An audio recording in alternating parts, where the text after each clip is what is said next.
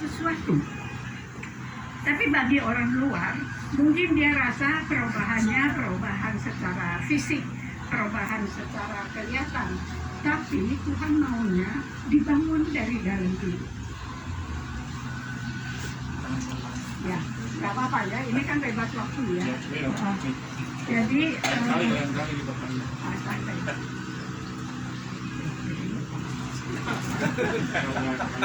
perubahan Tuhan. Jadi perubahan Tuhan maunya kita bangun dari dalam.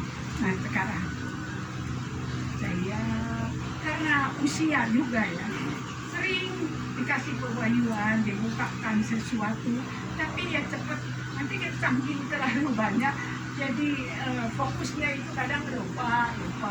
Nah jadi fase yang sekarang yang saya nangkep, saya sedang belajar untuk jalani, yaitu kita tuh terima anugerah, percaya. Nah, percayanya ini yang gak gampang. Percaya, terima, dan nikmati, ucap syukur senantiasa. Nah, di dalam percaya itu susah diomonginnya, susah juga kasih pengertian. Percayanya sampai mana? Nah, Tuhan perlu uji enggak? Kamu kalau cuma ngomong di mulut percaya, kamu cuma tahu harus percaya, kamu diajar harus percaya, tapi sejauh mana itu perlu diuji ya. Nah, karena kenapa? Sebenarnya anugerah itu yang kita tidak patuh untuk menerima, apalagi kayak latar belakang saya dengan Pak Iti, udahlah nggak kenal Tuhan, banyak kesalahan, banyak dosa, kutuk dari nenek moyang, karena generasi ke generasi itu penyembah berhala. Jadi dari situ kita tuh harusnya tidak layak untuk menerima anugerah, tapi tetap dipilih. Saya lagi belum kenal dia, tapi kok saya sudah merasa beriman ada Sang Pencipta. Saya mesti cari di mana jalannya. Nah, jadi di situ kita itu betul-betul hanya dipilih, dan di mana sekarang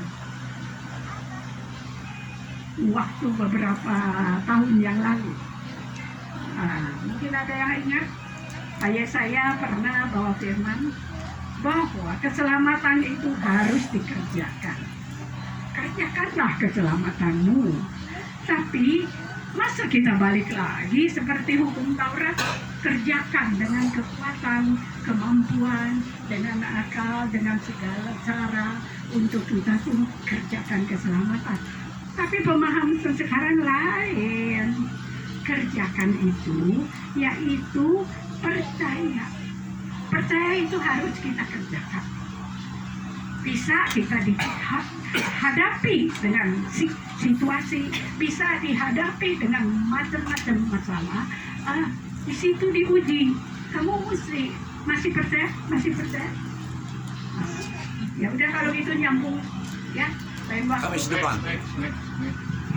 Ya, kan kali panjang. Eva nyanyi, saya mau iring Yesus. Kamis depan ya omanya. Depan. Kamis depan 2 jam. Saya Mau iring Yesus. Saya mau iring Yesus sampai selamanya.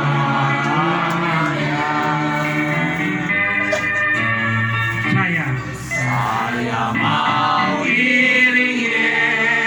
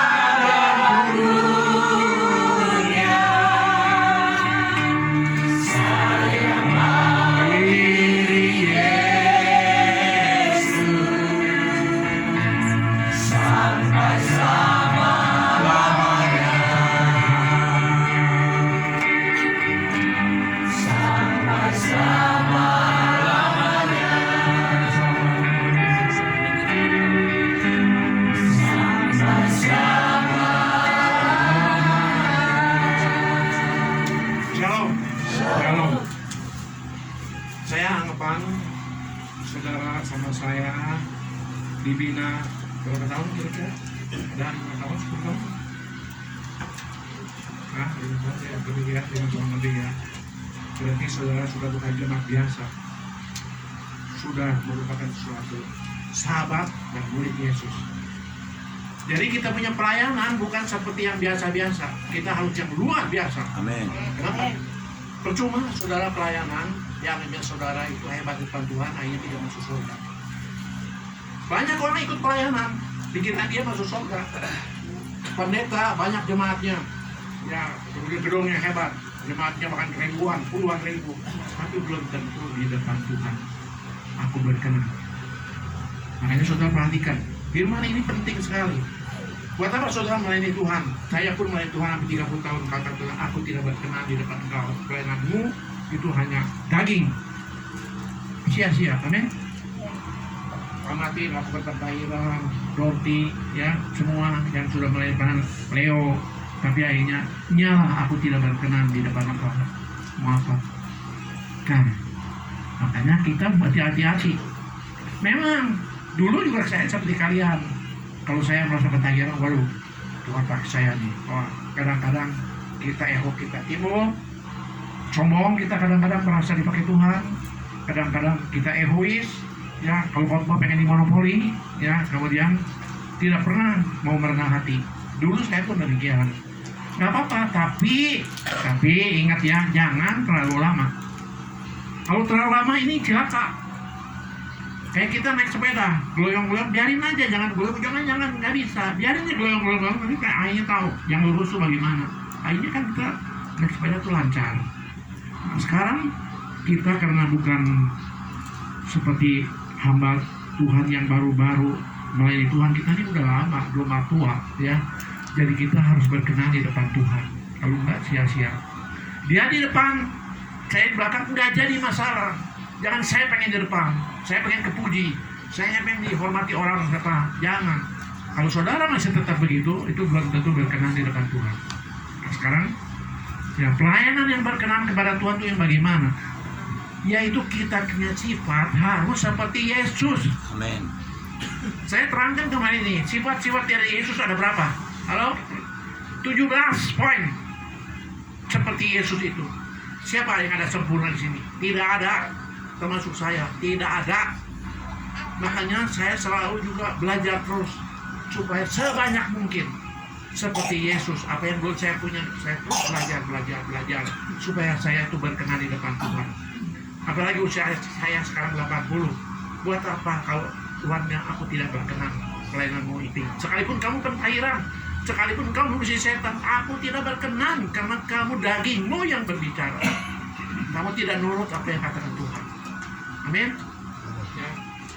Nah, sebagai seorang yang melayani Tuhan, ya, dan pekerjaannya, kita harus dapat memastikan apakah pelayanan kita itu berkenan kepada Dia atau tidak. Ya. Kita harus melihat Dia, kalau bisa, waktu kita melayani pentahiran, kita bisa tidak mengimajinasi bahwa Tuhan itu sedang senyum atau Tuhan itu sedang marah sekalipun kita melakukan pentahiran. Kalau kita sedang melakukan pentahiran, kerasa, waduh, Tuhan ini sedang marah. Kenapa? Kalau sedang marah, saudara bagaimana? Kita sedang melayani Tuhan nih, tapi Tuhan melihat kita pelayanan pentahiran bukannya senang, tapi sedang marah. Nah, kita harus bagaimana? Amati, bisa jawab nggak? Ini saya sedang melayani Tuhan nih, kemarin lepasan.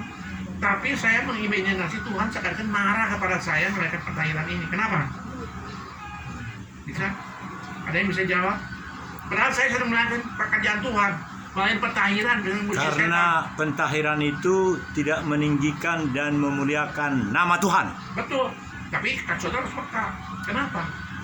Berarti saudara sedang melakukan pentahiran ini tidak berkenan di depan Tuhan. Kenapa? Saudara ujung-ujungnya duit. Jadi percuma saudara melakukan pentahiran Tuhannya tidak berkenan. Amin. Ya, maka ini mesti hati-hati. Banyak pendeta terus menekankan perpuluhan, uangnya banyak. Kata Tuhan, aku tidak berkenan. Orang musik setan, nah ini banyak juga pakai alasan. Buat apa? Piping musik setan. Kata Tuhan, aku tidak kenal engkau sekalipun kamu musik setan di dalam nama aku tidak kenal. Nah, sia-sia kan? Tapi ini juga jangan pakai alasan. Kalau gitu kan musik setan. Buat apa musik setan? Tuhan bisa cara kok. Percuma engkau musik setan tidak berkenan di depan aku. Sia-sia. Sama juga berbalik sekarang. Kamu bayang firman Tuhan. Kamu ceritanya malain Tuhan. Kamu song leader, pimpin pujian. Kamu main musik. Kata Tuhan, aku tidak berkenan kepada engkau. Karena apa? Setiap kali engkau datang ke gereja itu, mana? Ada PK enggak? Tidak berkenan. Saudara boleh main bagus, tapi belum tentu berkenan di depan Tuhan. Maka ini mesti hati-hati. Jangan daging kita yang timbul, tapi dialah yang timbul. Oh, saya nanti mesti KKR ya. Kata kamu, kata Tuhan jangan. Mau turut atau enggak? Bisa kan sudah tahu kakak itu. Percuma saudara KKR, aku tidak hadir di tempat itu. Sia-sia kan? Tidak akan ada kesembuhan, tidak akan ada hadiran. Kenapa? Karena kamu motivasinya beda. Saya KKR mau cari duit supaya uang gereja cukup banyak. Saya mau kesini kesana piknik sambil melayani Tuhan. Motivasinya sudah beda. Ini banyak sama Tuhan, saya jujur aja. Banyak pendeta sekarang sudah tidak berkenan di depan Tuhan. Dia hanya mencari omset, mencari jemaat yang banyak, kemudian namanya tenar. Apakah benar kata Tuhan dia sudah kenal? Tidak tentu. Maka di sini kita mesti hati-hati ya. Apakah ketika kita memandang wajahnya, kita akan melihat dia tersenyum atau marah? Kalau sedang marah, lebih baik kau hentikan, percuma, tidak dihargai, sekalipun kau banyak musuh setan. Ya. Makanya saya selalu katakan, engkau tuh harus setia dalam hal yang kecil. Kalau hal yang kecil kau setia, Tuhan akan tambahkan hal-hal yang lebih besar. Amin. Kita seringkali yang kecil nggak mau, pengen yang gede-gedean. Di depan banyak orang, kita dipuji, disanjung. Padahal Tuhan bilang, aku tidak berkenan. Engkau mau mencuri kemuliaanku di depan manusia. Manusia itu tidak berkenan semua di depan Tuhan, karena manusia itu semuanya berdosa. Makanya aku tidak berkenan. Makanya saudara harus mencari, apakah pelayanan aku berkenan tidak di depan Tuhan? Kalau tidak, percuma. Amin. Mengapa kita harus memastikan? Sebab kalau tidak, kita bisa bahaya. Jangan seperti di dalam Matius 7 ayat 21 sampai 23. Kalau kita tidak mengerti bahwa ini berkenan atau tidak berkenan di depan Tuhan, seperti Matius 7 yang dikatakan begini. 22.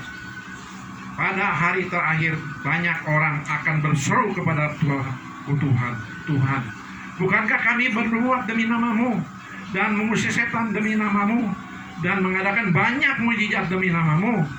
Pada waktu itulah aku akan berterus terang kepada mereka dan berkata, aku tidak pernah mengenal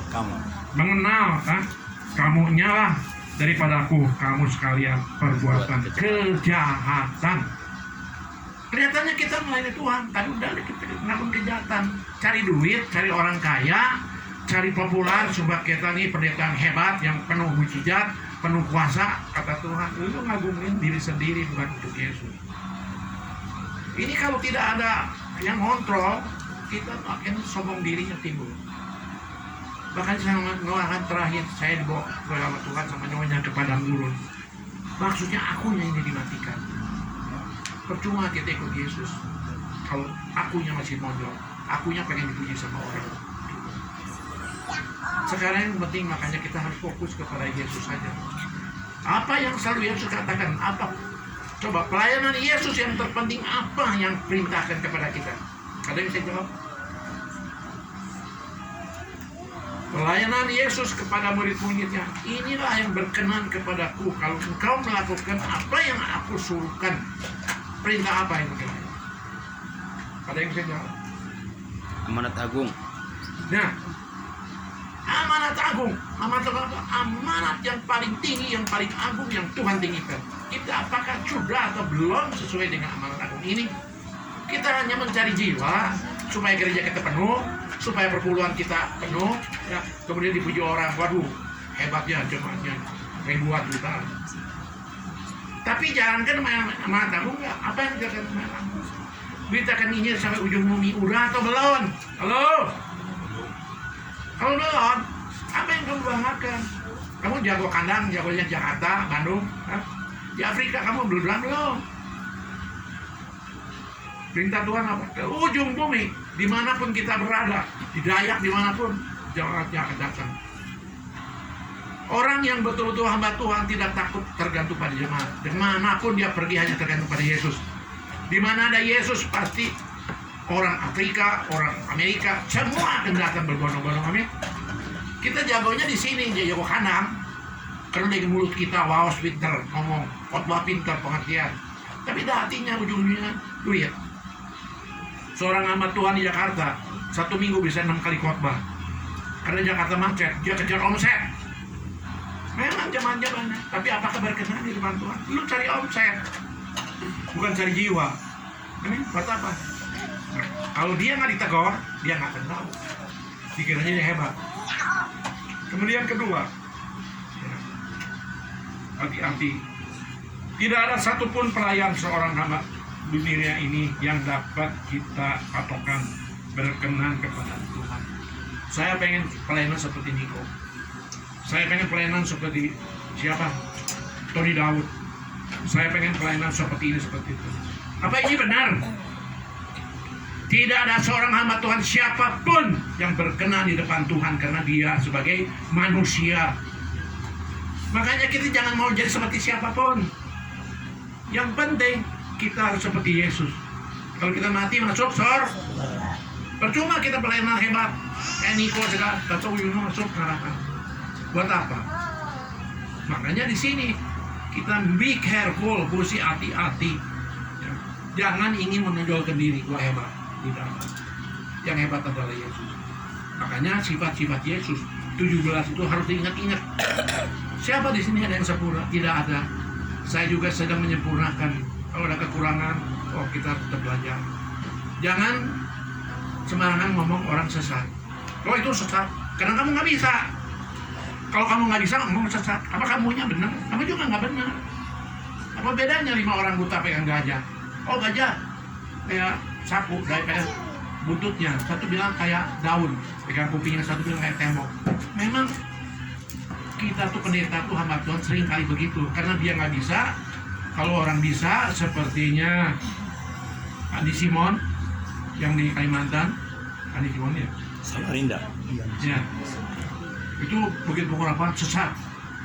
Jangan begitu, kamu bisa nggak? Kamu nggak bisa. Dia kan tepat begitu, puji banyak yang sembuh. Memang orang tuh bodoh. Memang di bodoh-bodoh itu sepanjang jalan begitu orang ngantri, dia juga ada benernya. Cuma dia tidak sesempurna Yesus, kita tinggal selalu. Kalau sendiri nggak bisa, hati-hati tuh, itu sesat. Itu si Dayak, apa? Tidak Dayak, nah, sesat itu. Kamu jangan ngomong begitu. Sebenarnya lebih berkenan di depan pendeta-pendeta yang banyak jemaatnya yang pengen duit. Ibu udah nyembuhin orang tidak pakai duit. Kita pendeta yang banyak jemaatnya nyembuhin pasti pakai duit. Perpuluhan, kolektor, tunjuk tuh kantongnya ke sana. Yang berkenan siapa? Dia menunjuk bahwa Ibu Ida tidak berkenan. Dia sendiri sebenarnya tidak berkenan. Ibu Ida nyembuhin orang pakai duit enggak? Halo? Enggak. Demonstrasi di depan. Jadi dia pakai kuasa lain, tunggu dulu. Apa kamu nggak ada kuasa lain? Hah? Waktu kamu KKR apa nggak ada kuasa lain? Jawab. Kamu ingin menunjukkan diri. Bahwasakan urapan saya hebat. Tapi itu nggak ada kuasa lain. Ada. Aku punya dagingnya berbicara. Maka hati-hati. Kita hanya doakan saja. Tuhan singkapkan kalau dia bukan dari kuasa Tuhan. Bukan itu. Jangan langsung bilang sesat. Orang Islam sesat. Orang Kristen tidak. Kata siapa? Memang surga dikuasai oleh orang Kristen? Halo? Halo? Apa betul gereja itu surga itu dikuasai oleh orang gereja agama Kristen? Tidak. Islam juga ada yang masuk ke surga sana. Kenapa? Dia juga perjanjiannya ada, perjanjian lama. Cuma dia tidak ikut perjanjian baru. Tetap dia juga. Allahnya siapa? Tuhan yang Maha Esa. Kita juga sama kan? Tuhan yang Maha Esa. Hanya lewat jalurnya aja beda. Dia melalui Nabi Isa, kita melalui Nabi Isa dan Tuhan Yesus. Jadi biarkan saja. Tapi jangan sembarangan bahwa dia itu sesat. Islam sesat. Jangan begitu. Bapa segala bangsa daripada agama Islam siapa? Ibrahim. Orang Kristen, Bapa segala bangsa Abraham. Ibrahim sama Abraham sama beda? Ya sama. Yang ciptakan Ibrahim siapa?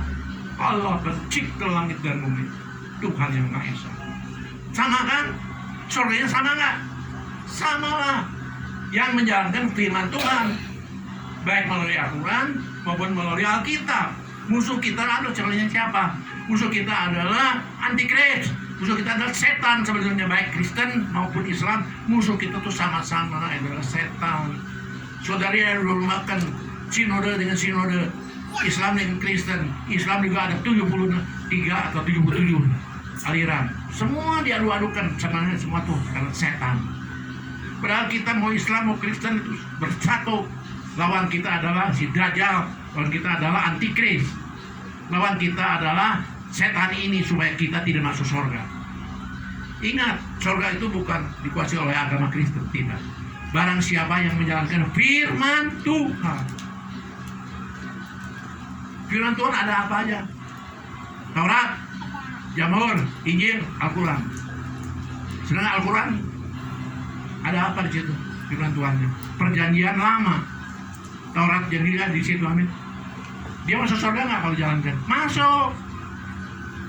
Makanya kita jangan terpengaruh oleh gereja, oleh pendeta. Termasuk istri saya dulu. Nah, saya baca Al-Quran marahnya setengah mati. Hati-hati lu sesat. Dia sok, ya nggak sesat. Padahal dia udah sesat. Setelah dia ngerti, baru dia diam sekarang.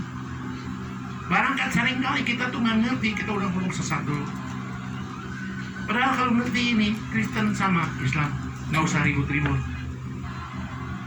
You mau Kristen boleh, mau Islam boleh, yang penting dua-duanya masuk surga nggak? Percuma you mau Kristen masuk neraka, satu masuk Islam tapi ke surga. Betul? Betul? Kalau dewasa tuh harusnya begitu. Ya. Saya hanya bicarakan sama kalian itu, kita jangan terpengaruh oleh aliran gereja, aliran pendeta. Kita hanya terpengaruh oleh aliran apa yang Yesus Kristus ajarkan kepada kita, tidak akan salah. Makanya perintah dia yang paling tinggi adalah amanat agung. Beritakan Injil sampai ujung bumi. Usir setan di dalam namaku. Nah, saudara belum bisa belum usir setan? Kalau belum bisa berarti saudara belum bisa menjalankan amanat agung. Berarti saudara masuk surga masih belum.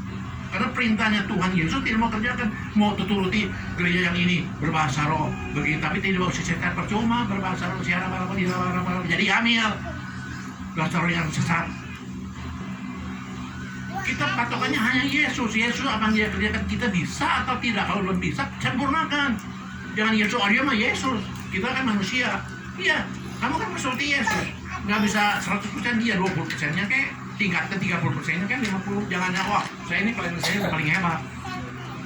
Jangan mengagungkan siapapun di dunia ini, pendeta siapapun. Kita boleh meniru cara-caranya, tetap patokan kita adalah Yesus. Apa yang Yesus bisa kita sempurnakan.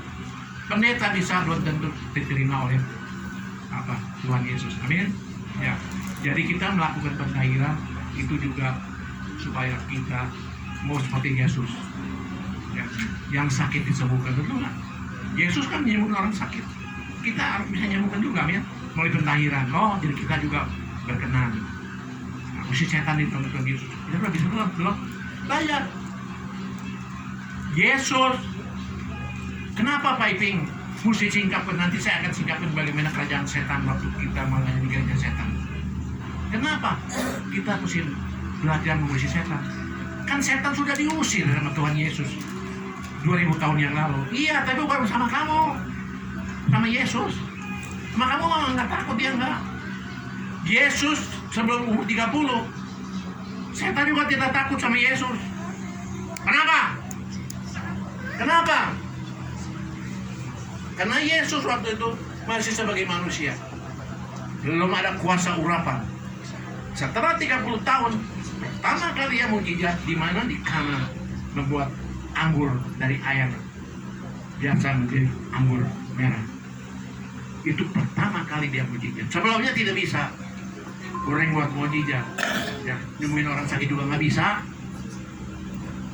Jadi kita mau seperti Yesus. Oh, kita harus dijamah oleh Roh Kudus. Yesus setelah 30 tahun dibaptis Roh Kudus, kena urapan dari Roh Kudus, baru di situ dia punya kuasa dan mukjizat. Makanya saudara itu butuh dibaptis Roh Kudus. Ya?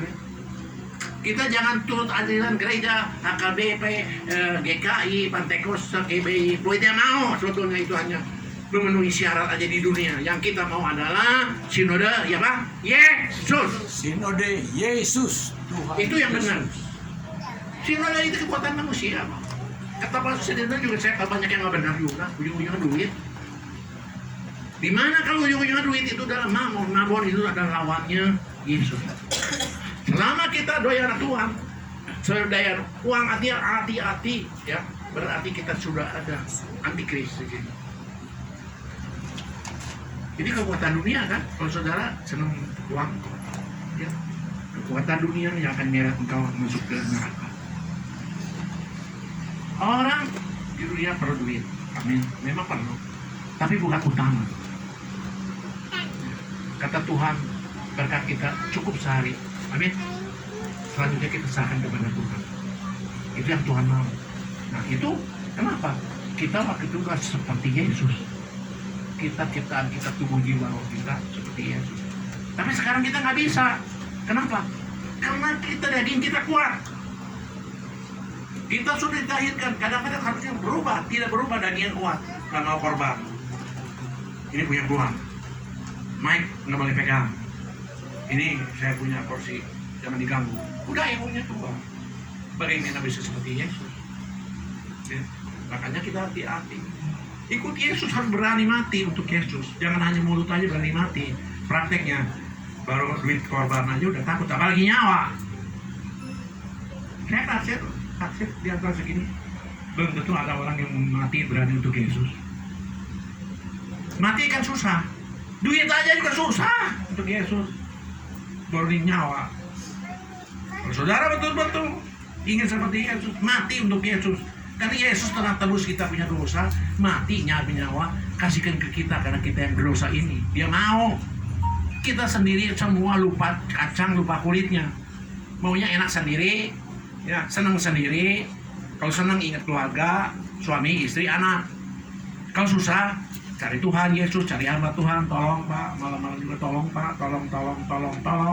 Kalau hamba Tuhan yang sedang susah, tolong tuh takut ditelepon juga. Apakah ini berkenan di depan Tuhan Yesus? Kalau saudara sedang susah, ingat hamba Tuhan. Tapi hamba Tuhan sedang susah, saudara ketakutan. Piping ngomong, aduh ya, masih pinjam uang. Asosiasi juga ke sana. Bagaimana saudara bisa berkenan di depan Tuhan Yesus? Saya di Padang Gurun, saya terima kasih. 6 tahun Tuhan proses saya. Saya makin tahu, makin mengenal manusia itu siapa. Manusia rohani, manusia jasmani bagaimana. Bukan hanya dari mulut bibirnya, tapi hati pun saya akan tahu. Puji Tuhan. Ya. Saudara mau seperti saya? Nggak mau, takut. Semua ikut Yesus, kalau ingin harus diproses. Tidak ada bukunya, nggak diproses. Ya cuma kita minta, jangan sekaligus, sedikit-sedikit, sesuai dengan kekuatanmu. Kalau sedikit, saudara kita kuat, saudara kita gila. Bisa gila, betul, nggak kuat. Tapi Tuhan juga tahu kekuatanmu kan. Kita ikuti kekuatan kita seberapa mana. Kayak kita ambil besi, karena kekuatan ini begini dulu, ya. Terus 100 itu yang nggak kuat, ya pengen kamu. Tapi sedikit-sedikit mau dikerjakan, amin. Rendahkan diri. Kalau bukan bagian kamu, silakan orang lain, silakan kasihkan. Jangan terus aja dipegang, harus saya. Dua harus saya yang pegang. Kalau khotbah harus saya sebanyak-banyaknya selama-lamanya. Bukan begitu. Kalau Tuhan dirasakan, amin. Makanya kita harus memperhatikan, ya. Hidup karena menurut daging jadi susah. Sudah kita bersihkan, sudah kita tahirkan, karena hidup menurut daging kita tidak kuat, daging ini kuat. Jadi akhirnya sekalipun ditahirkan, oh saya sudah ditahirkan, ya sudah, masih 10 kali, tidak akan ada perubahan. Karena daging. Makanya pentahiran ini relatif. Ada yang 5 kali langsung berubah, 1 kali bisa berubah, 30 kali juga tidak bisa berubah. Oh saya udah pentahiran, udah berubah belum? Kalau dulu kan berarti dari masih kuat. Itu lepaskan diri. Itu harus dari kemauan di hati. Semua orang pengen kepuji. Siapa yang tidak ada kami kacung di sini? Halo? Siapa? Termasuk istri saya pengen kepuji kan? Kamu pengen kepuji kan? Tuhan juga ingin dipuji-puji. Kalau Tuhan wajar, manusia semua pengen kepuji, Pak. Manusia ingin seperti Tuhan. Ya tapi iya, egois.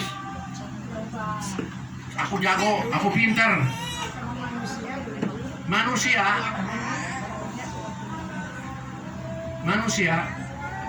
Iping secara ukuran manusia cukup pintar, amin. Tapi saya jujur di depan Tuhan, saya manusia paling bodoh terbodoh. Umur 50 tahun masih belum mengenal Yesus. Ini sombong. So pintar, so dosen, so jago, so bisa ngobatin orang, bisa nyembuhin orang. Sombong. Kalau tidak begitu lama, 50 tahun ikut Yesus belum ketemu. Karena sombong. Maka pengalaman sombong saya ini jangan saudara tiru. Rendahkan hati. Makanya saya sering kali katakan, kalau saya tahu tempat Pak, jangan sombong Pak, ini hari Pak.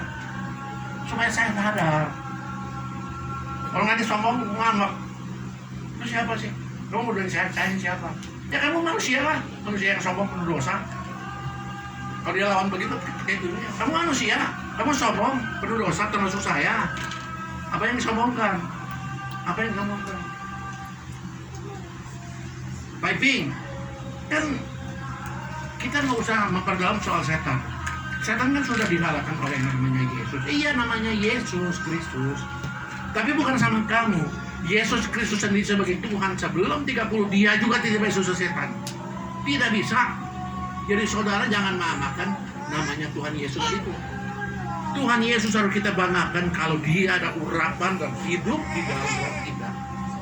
Sekalipun anak kecil, roh anak hidup dia bisa usir setan. Amin. Jangan kira anak kecil tuh tidak bisa. Kenapa kerajaan Allah ada di anak kecil? Karena dia jujur. Dia tuh tidak mengenal kamu kaya, miskin, masa bodoh. Yang saya gua senang atau tidak senang, lihat hati. Di sini kita harus was-was ya. Saya ajarkan karena waktu saya sudah dekat, sudah 80, ini 80. You mau benci sama saya nggak apa-apa. Tapi someday, suatu hari pasti sudah akan berkenan apa yang saya katakan. Saya harap, saya berani ngomong begini karena saya tahu angka rapor saya kira-kira saya itu apa yang di surga, apa yang di neraka saya sudah tahu. Tapi kayak kita ujian, saya hafal pelajaran matematika. Kalau ujian ya lulus lah, tapi tidak tahu nomor 1, nomor 2, nomor 3-nya. Amin. Yang penting kita tuh lulus di depan Tuhan. Nggak usah nomor 1, yang penting lulus. Syaratnya kita harus lulus gimana? Harus ngapalin kan? Kita harus seperti Yesus, harus apa? Sifat Yesus harus ada kita, sempurnakan tiap hari. Dia lemah lembut, tidak sombong, tidak nonjolkan diri, mengasihi orang lain. Kalau dia susah, orang lain susah, kasih. Jangan ada kepentingan, wah nggak bisa, paling susah dapatnya. Ya kapan kamu seperti Yesus? Itu neraka sudah disiapin untuk orang-orang yang tidak mengenal Yesus. Saya jamin surga neraka itu ada, karena saya sudah tahu. Buat apa saya begini-beginian? Buat apa? Buat apa saya ke KL dulu kemana-mana? Buat apa? Saya tahu kan dia ada. Kelihatannya tidak diperhitungkan. Semua Tuhan perhitungkan apa yang kamu kerjakan untuk dia. Dia memperhitungkan. Orang tidak menghargai tidak apa-apa. Yang penting Tuhan mencatat kita punya pelayanan kita. Nggak usah dicatat banyak orang. Yang penting mah Yesus aja. Pak Iping, kamu tinggalin jemaat Pak Iping yang udah 200-300, kata saya, tidak apa-apa. Yang penting hanya Yesus satu, jangan tinggalin saya. Jemaat tinggalin semua nggak apa-apa. Yang penting Yesus jangan tinggalkan saya. Amin. Demikian pun saudara, yang penting Yesus jangan tinggalkan saudara. Anak istri boleh tinggal, tapi Yesus jangan tinggal. Ingat patokan saya, ingat apa? Saya punya apa? Pegangan saya ini. Yang penting jangan Yesus tinggalkan saudara. Anak, istri, saudara, siapapun boleh tinggal, tapi Yesus jangan. Di situ nanti saudara tahu, saudara akan menjadi kuat. Semua itu akan datang, kasih, mujizat, berkat, semua itu akan datang kepadamu. Kamu mengharapkan saudaramu yang kaya dan saudaramu yang ternama, ada kuasa segala macam, semua akan tinggalkan kalau saudara tidak berkenan di dalam hati dia. Tapi Yesus setia. Mau kamu setia atau tidak, dia tetap setia. Ya, makanya bulan ini Jadi terakhir saya berikan satu kesimpulan. Untuk itu mari kita evaluasi keberadaan kerohanian kita setiap saat. Bukan keberkenaan manusia yang kita kejar, namun berkenan Allah yang kita